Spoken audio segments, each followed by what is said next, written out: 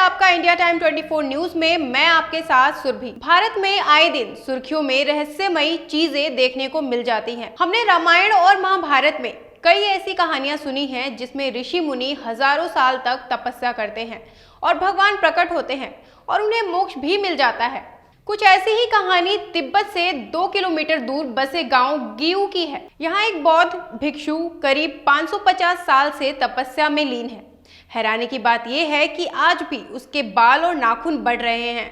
इस वजह से लोग उसे मम्मी भी नहीं मान रहे। लोग इसे जिंदा भगवान समझकर पूजते हैं और चढ़ावा भी चढ़ाते हैं। भारत तिब्बत सीमा पर हिमाचल के लाहौल स्पीति के गायू गांव में मिली इस मम्मी का रहस्य आज भी बरकरार है। तभी तो हर साल हजारों लोग इसे देखने के लिए देश विदेश से यहाँ पहुँचते हैं। कहा जाता है इस बौद्ध भिक्षुक लामा ने साधना में लीन होते हुए अपने प्राण त्याग दिए थे। तेनजिंग बैठी हुई अवस्था में थे। उस समय उसकी उम्र मात्र 45 साल थी। दुनिया में यह एकमात्र मम्मी है जो बैठी हुई अवस्था में है। वहीं अगर दूसरी मम्मी की बात करें तो वो ताबूत में लेटी हुई अवस्था में मिलती है। इस मम्मी की वैज्ञानिक जांच में इसकी उम्र 550 वर्ष पाई गई है।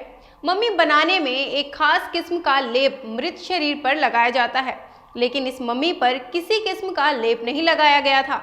फिर भी इतने वर्षों से यह मम्मी कैसे सुरक्षित है, ये राज अभी भी बरकरार है। इसी के साथ लेते हैं एक छोटा सा ब्रेक के बाद आपको बताएंगे इस मम्मी से जुड़ी चौंकाने वाली कुछ अजीब घटनाएं। भगत चंद्रा हॉस्पिटल विश्व की सभी आधुनिक और बुनियादी सुविधाओं से परिपूर्ण एक world class multi specialty hospital Mahavir enclave Palam डावडी रोड पर स्थित साउथ वेस्ट दिल्ली का एकमात्र मल्टी स्पेशलिटी हॉस्पिटल, जहां 24 घंटे आपकी सेवा में उपलब्ध हैं वेल क्वालिफाइड डॉक्टर्स और हेल्पिंग स्टाफ। डॉक्टर CM भगत द्वारा स्थापित भगत चंद्रा हॉस्पिटल आपकी सेहत का ख्याल रखना ही इसकी प्राथमिकता है, वो भी अफोर्डेबल रेट्स में।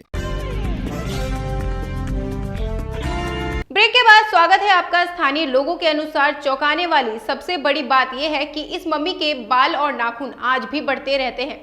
इसलिए लोग इसे जिंदा भगवान मानते हैं और इसकी पूजा करते हैं।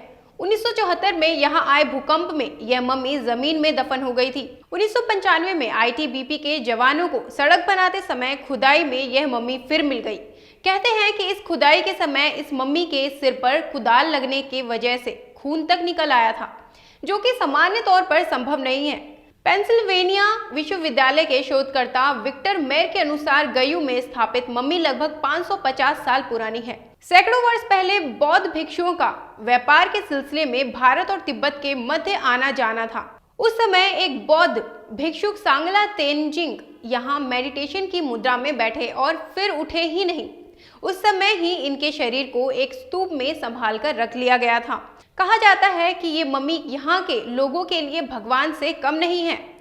मम्मी पर इस ताजा निशान को आज भी देखा जा सकता है। 2009 तक यह मम्मी ITBP के कैंपस में रखी हुई थी।